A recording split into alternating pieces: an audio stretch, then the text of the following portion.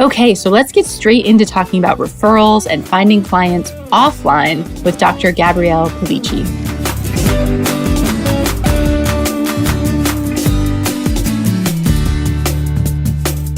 Hey, Dr. Gabby, welcome to the show. Hi, Amanda. It's so fun to be here. So we connected, a few months ago back for one of your online summits, and we've kept in touch. And I really wanted to have you on the show because what you specialize in, amongst other things, but one of the things that you love to talk about is actually finding wellness business clients in person. And you run a wellness center. And whereas here on the podcast, we mainly talk about things online, but I think the offline world is really important too. And it's what a lot of the audience is actually engaged with, right? Or has a dream about opening a center. So I'm really excited you could come on and talk with us about this other side of running a wellness business. Yeah, I feel like it's kind of retro or old school now to talk about finding people in real life because so much of our business is happening online that it almost seems old fashioned to do it face to face. But I've been in the industry for 15 years and I was growing my business face to face long before I was able to grow it online. And so I like to teach both sides and encourage people to reach out in person because I find that if you need to get clients right away, really quickly, it's faster to connect with people in your neighborhood than it is to find your ideal client online and develop that relationship with them. I feel like that takes a little bit longer. So there's advantages, to both approaches, but being able to do some offline marketing, I think is really important for the health and wellness folks. Yeah, absolutely. I mean, that's not something that I really am involved in, like how to do, like I don't teach that, but I say that quite a bit actually. Like if you really get stuck and you really need a client, like you need money coming in, then don't go online. Like that isn't, unless you've already spent the time and built up a following and built up the trust and built up the email list and all of that, like you're not going to find a client online quickly. And so what you need to do is go in person. And I think that's definitely what I want to talk about with you today. Great. So let's start by, if you can just give us a little run through of your own career and especially like when you started your wellness center and where you came from. Sure. So I got into the wellness space back in 2001 after I finished my undergrad degree. I had studied psychology and I was introduced to some holistic healing modalities at my university. And I fell in love immediately with massage therapy. And I went to massage school when I graduated from college. And then after I completed massage training, I did an energy medicine training called Healing Touch for a few years. And when I completed that, I did yoga training and Kundalini yoga. And during this time, I was also in graduate school and I was writing about the things that I was learning. And I completed my doctoral dissertation about women healers. I interviewed all different kinds of women healers, acupuncturists, body workers, some shamanic healers that were doing work from indigenous cultures in South America and South Africa. And then when I finished my PhD, I started teaching, and that was about 10 years ago. So over the course of the last 10 years, I've been teaching at several different universities and teaching other people how to do holistic healing and different alternative healing therapies. And there was a period of time between 2007 and 2009 that I opened and operated my own wellness center in Long Beach, California with a friend that I met in yoga training. And when I wasn't working there, I was also working at drug and alcohol treatment centers, doctors' offices, hospitals, spas, everywhere and anywhere where I could bring my services to the community and to people who were sick and suffering in different ways. And so I feel very grateful to have had the career that I've had and to be able to work with so many different kinds of people in so many different kinds of environments. And I feel like it gives me really good insight into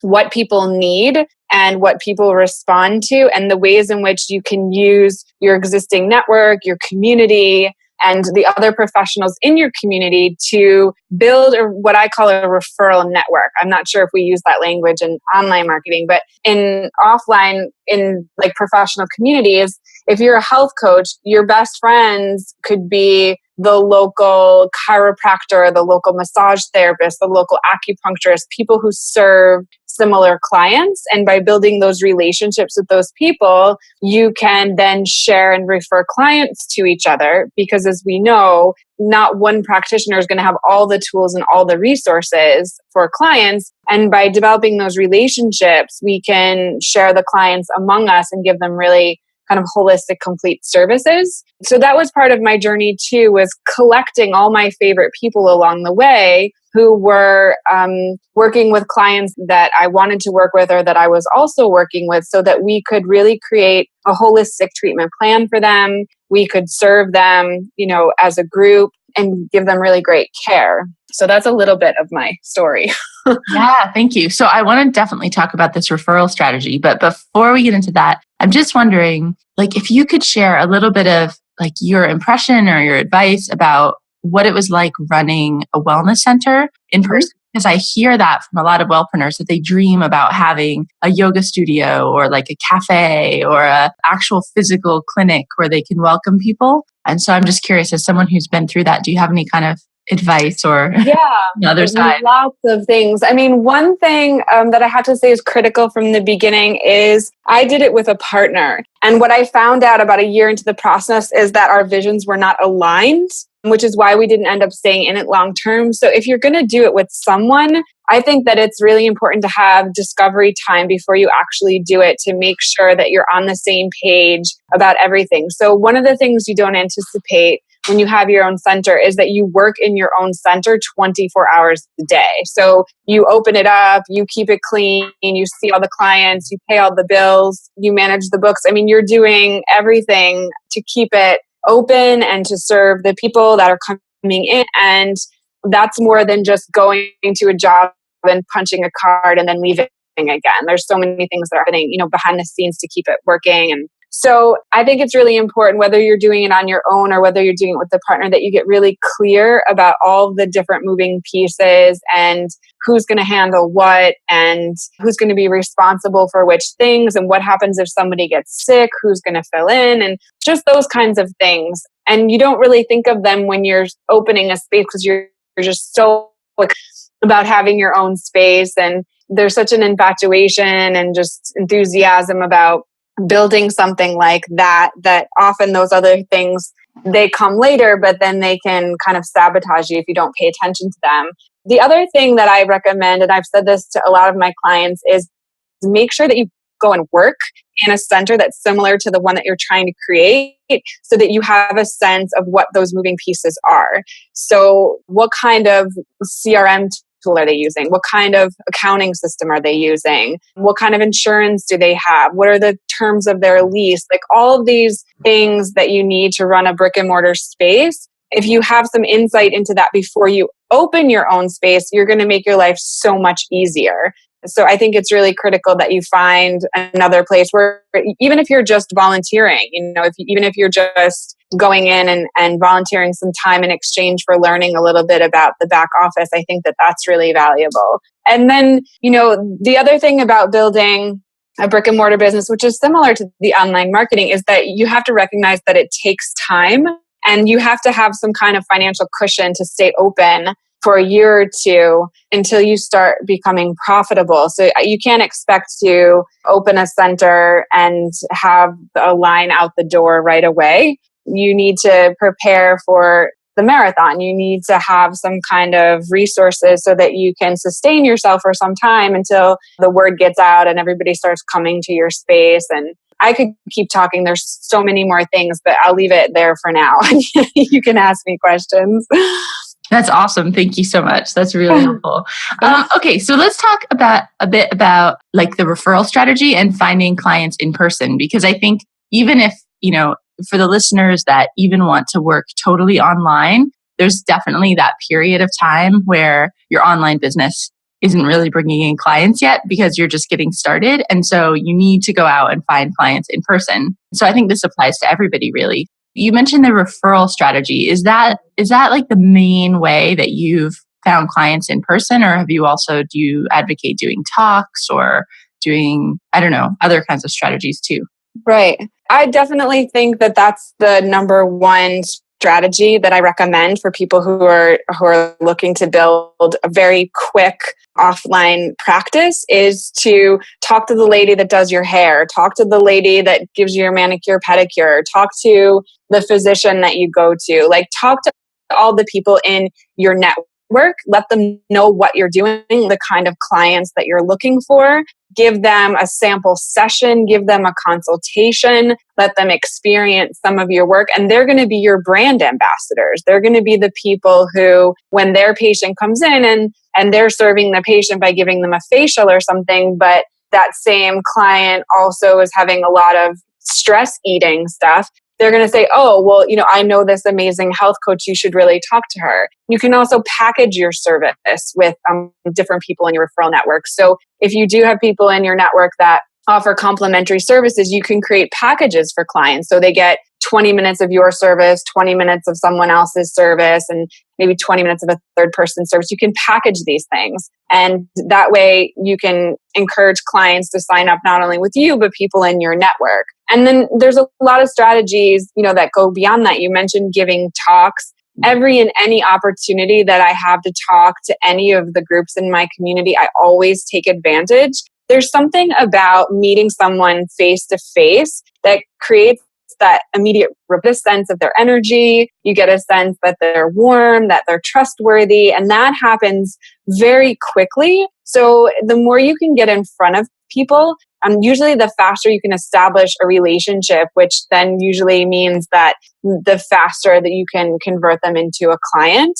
And the other thing that I think is really important is, if you're going to be doing talks, if you're going to be doing any networking, find your people. Find the places where the people that you love to work with are hanging out. I just had a call earlier today with one of my clients, and her specialty is working with women in recovery. And she actively goes to recovery meetings every single day. And it's such a natural fit for her to talk to the other women at the meetings. I just got my coaching certificate. This is what I learned about health and wellness. This is how it helped me. I'd love to help you too. It's just like the perfect environment for her to connect with people who could benefit from what she's doing. So you have to be strategic and thoughtful also about the places where you are connecting and where you are speaking, because that makes a big difference in how fast you can grow. Totally. So you don't necessarily need to go to like these business networking meetings, because that might not be where your people are. Right. So like you're saying, figure out, I guess it starts with your target market, figure out who you're selling to, and then what other providers do they use, and go to those kind of places. Yeah. Like if you're someone who's doing prenatal yoga, go talk to, OBGYNs, go talk to doulas, go talk to midwives, you find the people who are serving the people that you're serving. And we all know, because we all receive a lot of different kinds of services, we're connected to a lot of different practitioners and providers in our community. So it's a built-in network available to you. One thing that I see that comes up a lot, and I'm curious like how you feel like this plays into referrals, but it seems to me like in order to get somebody to refer you, you need to be really clear about what it is that you do. And I think that's an area that a lot of wellpreneurs struggle with, because we can help so much. I mean, do you see that as an issue, and how do you usually overcome that? Absolutely. I think that when we first get started, we're so excited about what we offer that we think that we can offer it to everyone in the world and that everyone is going to have equal benefit. I had a mentor tell me, your best client is you like 3 years ago. So what are the qualities about you? Are you someone who's very enthusiastic about health and wellness? Are you someone who's a bit more reluctant? Are you someone who had to overcome a condition like maybe diabetes or insomnia? Is there something that you have special knowledge about or special personal experience about? Those are usually the people that you can serve the best. And if you start really narrow, and I'm sure you do this with the target marketing for online marketing, the more narrow that you can be initially, the more grounded you can be and the easier it is for people to understand what you do and how your services can benefit them. So I'll go back to the example of the client I was working with today, and she completed her wellness coaching certification, and she's been in recovery for 4 years, and she's celebrating her anniversary. And now she's wanting to share very specific experiences with women in recovery. Like, for example, how do you go to a party and not drink and still have fun? And she can give them tools to help them to be healthy and be well and still enjoy the things in life that they would normally enjoy in a different way before they got on this path. And so her newsletters are specific, her conversations are specific, her marketing is very specific, and people understand the topics and the niche that she's in.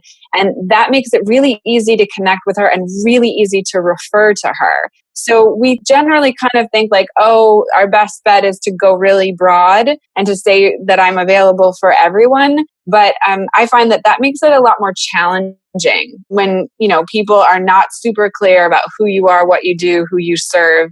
I feel like that makes it a little bit more difficult to grow very quickly.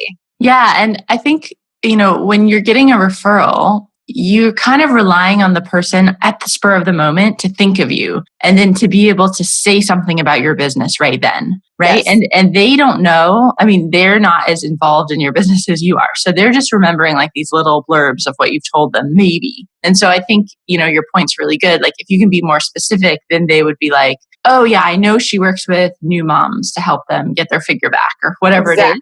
And they can just say a little thing. Whereas if it's like, oh, I empower women to live their most vibrant life, like, is that going to come up as a need? I mean, that's what everyone says. I know.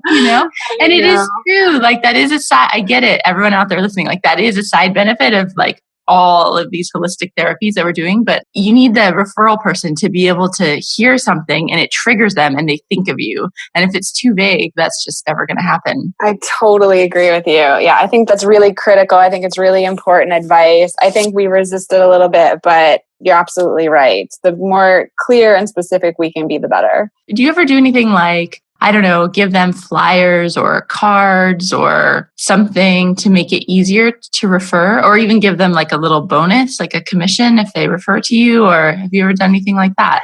Well, there's some ethical issues about referral fees between certain practitioners. So you have to be careful about what the rules are for your particular profession. What I generally do is in my first attempt to reach out, I reach out and I say, can we just have a conversation? Can we have a conversation about the clients I'm serving, the clients you're serving, and see if there's any synergy, if there's something we can do together? Can we maybe do a workshop together? Can we maybe offer a package together? Is there something that we can do? And that's usually followed by a conversation, and it's usually followed by a sample of service. So I always like to provide, 20 or 30 minutes of my service so that they get an experience that helps them to describe to other people what it is that I do. So I usually follow up with something like that. And then I usually figure out what the best kind of relationship would be between us. If it's that we're going to, co-teach a workshop, or we're going to put together a panel, or we're going to just refer one-on-one clients to each other based on, specific conditions. I sort of work out the details of that individually, and I maintain the relationships the same way you would maintain other important relationships in your life. Like I check in with them. Sometimes I barter with them to keep the relationship fresh and alive and meaningful. So it's not just like I'm reaching out and being like, hey, can I have your clients? Like, by the way, will you give me your clients? It's like a real relationship that I develop over a period of time. And try to find ways that we can do things that are mutually beneficial for both of us. Yeah, totally. And I think, if you're offering a valuable service, then they actually should want to refer you in a way, because it's helping their clients get a result that they might not be able to deliver totally on their own, right? And in a way, it cements their clients to them because they're referring them to other awesome practitioners who can help them. Yes. And it can be counterintuitive because you could think like, oh, well, I don't want to refer to that guy because then maybe that guy is going to steal my client. But that's not the way that it works, because we all need advice about what we're eating, and we need advice about how to move our body, and we need advice about what supplements to take. And we need advice from a lot of different kinds of practitioners. So cooperating actually makes everyone's business flourish. You don't have to worry really about losing clients because the clients can benefit from all of the practitioners. Mm-hmm. How do you manage your network? Like, how do you keep track of your referral partners? And the biggest thing I think is remembering to keep in touch with them. Because like you said, it is a real relationship. Mm-hmm. I usually have one person in each category that I think is really stellar. I have one woman in my network that she's really great with like medical detoxing for people that have, if they have inflammation or allergy type issues. She's just amazing in that category. And then I have a guy that does acupuncture. We've been referring to each other for 12 years. Like, he's just a phenomenal acupuncturist. So usually have one person in each category that I really, really love. And I love them as a person. And so initially it starts out as kind of a professional relationship, but then, we'll go to events together, or we'll teach a workshop together or something like that. And our relationship becomes a long-term relationship. So it evolves into, friendship over time. And I have one person in each of these different categories. And I know if a client comes to me, if I feel that definitely acupuncture is the right thing for them, I know the guide to refer them to, versus if this person desperately needs a detox, I know the woman to send her to. So that develops for me over time. And the better, like when my clients get really great results, then it's just a great kind of snowball effect. Everybody feels happy and healthy. Mm-hmm. So what do you recommend if somebody is like just getting started? So say they, got out of their training program for whatever modality they're doing, and they really want to find their first clients. Maybe they've done a little work with a couple of their friends. Is a referral strategy something that can work for them right in the beginning, or what do you usually recommend then? Yeah, I think people underestimate how many clients are around them at any given time. So first of all, is everybody all the time what you're doing? So I have another client, she does nutritional stuff. She went to a paint store this weekend to get some paint because they were painting a room in their house. And she left the paint store with 2 new clients because she's just so warm and so open and so friendly. And she tells everybody what she does. And you can find clients anywhere. And like any store that you go to, any interaction that you have, that person's a potential client. And so if you start to orient yourself in that way, that there are people all around you who could benefit from your services, you're more likely to get a lot of clients. The other is that, we know over the course of the month, you're going to have to talk to about 100 people over the course of the month to get 5 new clients. So you have to be willing to tell a lot of people what you're doing and not expect that every single person is going to sign up with you, but that eventually you're going to become known as the go-to expert in a certain thing in your community. The other thing that we underestimate is how quickly, if we tell the people around us what we're looking for, how quickly they can help us. So as soon as you graduate, as soon as you're ready to start seeing clients, tell everybody what you're doing, tell everybody what you're looking for, tell them the kind of client that you're looking for, who you want to serve, and let them help you, let them support you, let them promote you. I find that the more that we talk about it, the more that we ask for support, the more that we reach out to the people around us, the faster things will grow. Absolutely. I want to highlight something that you said there, which was that in order to get 1 new client every month, you need to be talking to 100 new people about what you're doing. Mm-hmm. And so for everyone out there listening, I mean, really, if you're, I see a lot of people that feel like they're struggling and they're not making enough money and, they're just not finding the clients. Honestly, are you talking to 100 new people a month? I would guess probably not. I was at a talk with a sales trainer once, and he basically just asked, like, how many sales conversations have you had this week? Most people in the room are like, none. Well, of course you're not selling if you're not having sales conversations. This is, I just think that's really, we can spend all this time, especially like, I love marketing. We can spend all this time marketing and making our website beautiful and preparing this talk and doing all this stuff. But at the end of the day, you need to just be telling people what you do and get in front of these people.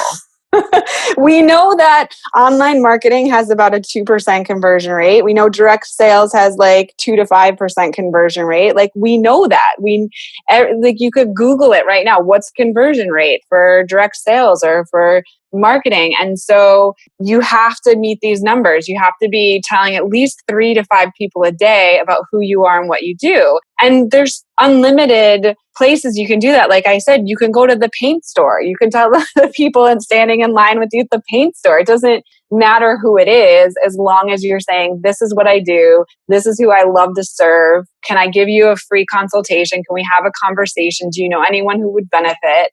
As long as you get in the habit of doing that all the time, you will definitely get clients. I guarantee it. Absolutely. And it might feel a bit uncomfortable. People out there listening might be thinking like, oh my gosh, I could never do that. But actually, I think it gets easier with time. And this is why it's important to do something that you're really passionate about and work with the target market that you're passionate about so that you don't mind talking with them about what you do. Yeah, it's funny. We have a lot of conversations in my community about self-promoting and what that feels like and whether or not it's comfortable. And my orientation is always that I'm so excited about what I'm doing that I love telling people. And I never feel like I'm doing a sales thing. I started out on my journey, 15 years ago as a massage therapist. And every chance I got to touch someone, to take their hand and to do a few minutes of massage on their hand, their shoulder, like they were in heaven, I was in heaven. It was just, everybody was happy and happy to make appointments and happy to do work together. So I feel like if you're really coming from a place of enthusiasm and joy and telling people who you are and what you do, it's never going to come off as salesy. It's never going to come off as, that you're being like weird. People are going to feel your excitement and your joy, and they're going to want to engage in that because they want to feel good too. Awesome. I love it. Thank you. So we're getting kind of to the end of our time together, but just to change gears for a second, I'm wondering if you could recommend us like a book or a podcast or a tool or something that you love for wellness practitioners. Well, your podcast is awesome. So they should listen to your podcast. I also have a podcast called Women in Wellness that they can listen to. And I have these conversations with all different women who are working in different aspects of health and wellness. So, I think both of us are doing awesome work to, make this more transparent, to make it less scary, less uncomfortable, and give strategies and tools to make it easier so that it makes sense and that there's a clear vision and structure so that you don't have to have that feeling of like, oh, am I doing it wrong? Oh, why does this feel this way? So I think they should listen to your podcast, my podcast. Between the two of us, there's so many interviews and so much wisdom. So both of those are great resources. Awesome. And what about a book? Do you have a favorite book? Well, I wrote a book called Blissful Business, which is about the stuff that we're talking about. You can get it on Amazon for $10. So I think that's a good resource. The other book that comes to mind, it's just popping into my head, so I'll say it, is a book called Utility, Y-O-U-Tility. Have you read that one? Mm-hmm. Do you like that one? I think that's a good resource in terms of helping people start to think about how you can make all of your content, everything you're saying, everything you're sharing, something that's really valuable for your audience. Because we're in a time where our marketing and our communication has to be something that really creates value for other people. And so the more that you can get in the habit of creating value for other people, I think the more people are likely to use your services. I love it. Cool. Okay. Well, Dr. Gabby, let us know where people can find you. Obviously, we'll link up your podcast and the book in the show notes. But where's the best place online for people to find you? Sure. They can find me at women-in-wellness.com. And that has all the details about the podcast and the book and all kinds of fun free resources for them that they can take advantage of. Cool. Thanks so much for being here. Yeah, my pleasure. Thanks for having me.